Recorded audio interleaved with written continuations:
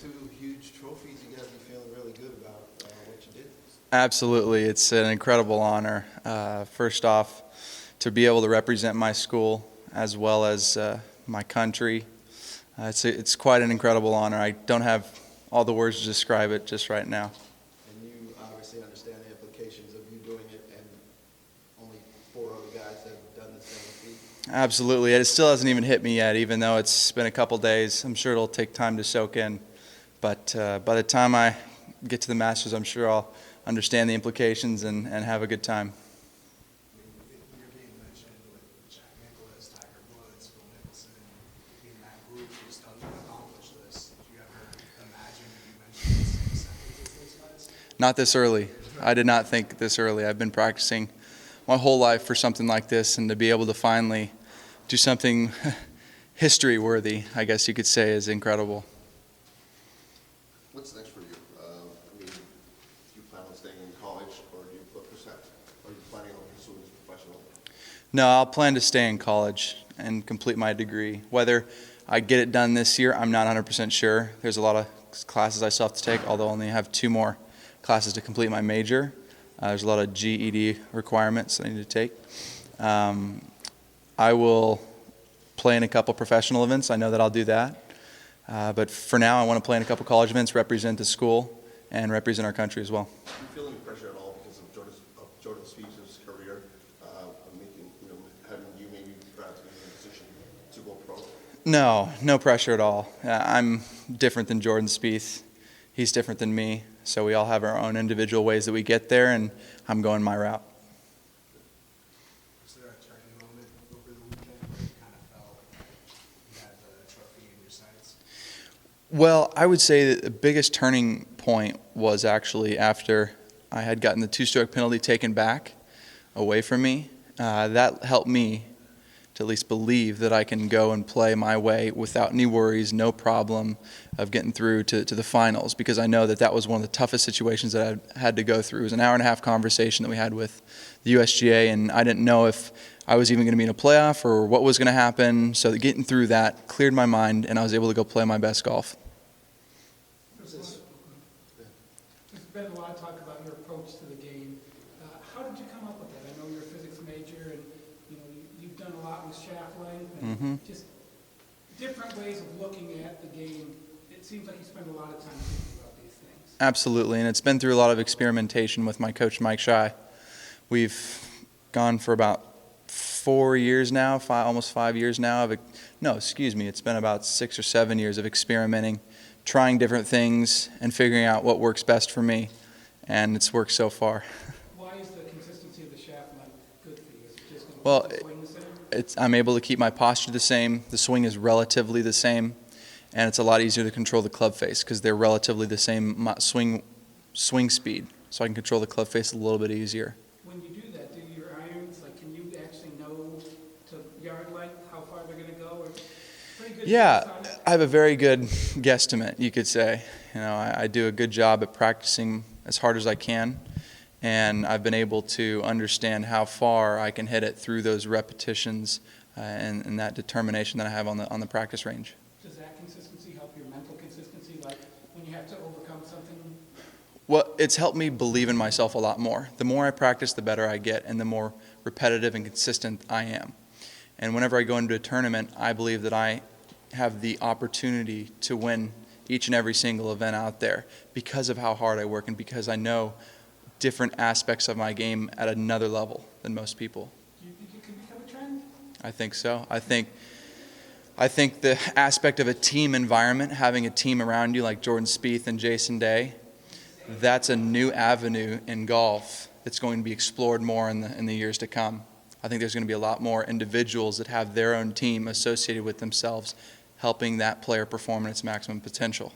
Has being in Dallas helped you at all, being around? I don't know. Absolutely, it's changed my life. My spiritual life, first off, has definitely changed. I've become a better man, more mature, and I've been able to handle diverse situations and anything else that comes my way. Is this becoming a pretty important golf center? I mean, obviously Jordan's here, but Hank Haney and some of the other big Yeah, names in well, golf? there's a lot of great golf courses out here, and with Trinity Forest being built, how can you not love staying here? Also, it's an easy route to get to anywhere. You can go 3 hours east, 3 hours west, and be in both coasts. So it makes it easy to travel, and the taxes are a lot lower than California, where I'm from. So. Do you think your future is here? I mean, as much as, you could become a pro, would your base be out of Dallas? There's a pretty good chance that my base will be out of here after I turn professional and after I complete school. You talk about your academic background and how that's helped you in your approach to golf. Yeah, physics has been something that's always intrigued me from the golfing machine. Back when I was 15, Mike Shy threw the book at me and said, go read it. And if you want to be the best ball striker in the world, as I did at that point in time, he threw the book to me and said, go read it. And I went and did it in my best of my ability. It was a really difficult read. It was a college textbook. It was foreign language to me. But after a couple of years of guidance and help from Mike, we came up with the single plane swing from the golfing machine, what's called a zero shifting motion, more technically. And it's helped me become the player I am today. Do you, there's 400-something movements. Do you try and get that all out? Or once you Well, start moving your body, there's 24 components, and there's approximately 144 variations throughout those components. And all that's explaining to you, to the viewers and everybody else, is that there are that many ways to swing a golf club on plane, and most likely more. He didn't dive into any more than he thought was necessary, because there was 144 different ways at that point in time for him to tell people, based on your body mechanics, you can swing it this way. And that's what the book was about. It was not about this crazy, weird method of doing the golf weird. I picked a certain specific set of variations for my components through that book and made my golf swing what it is today. I made it myself. Like Arnie says, swing your own swing, and that's what I did. I felt like I was an assassin out there. I wanted to beat him on every single hole. I went out there and tried to push the pedal to the metal, and I did that. How was it different from a higher finish like you had in NCAA? Well, I think I believed in myself more, that I could pull the shots off at any given point in time. And that NCAA win pushed me to believe that I could pull off any shot. And when I went out there hitting a pitching wedge out or 7-iron out from the trees on my 6th hole in my third round of 32 or whatever it was. It was quarterfinal match, and then making birdie on top of the guy and beating him. Things like that help pursue me and push me to believe that I can play and be the best out there and be an assassin and take down every single opponent. Standing right now, yes, if you sports Hall of Fame, have you thought at all about where your place might be here in a couple of years? No. Absolutely not. I'm not thinking about the future. I'm thinking about right now and what I can do, not only for my school, but for my country as I go and play in England this coming couple weeks. Emotionally, what has it been like for you for the last 48, 72 hours?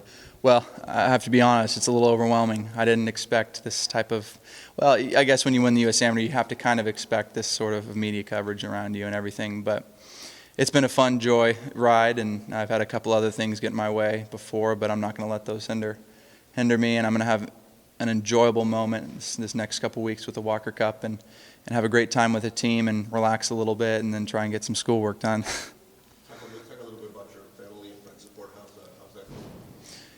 Great. I mean, Mike Shy has been super supportive. My dad and my mom are ecstatic. They can't believe what I did.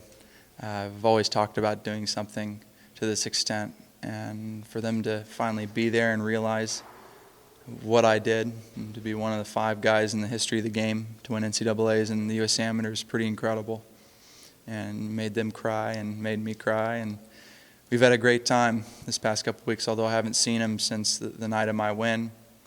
I'm just so appreciative of how much time they gave for me to make me the best that I am today.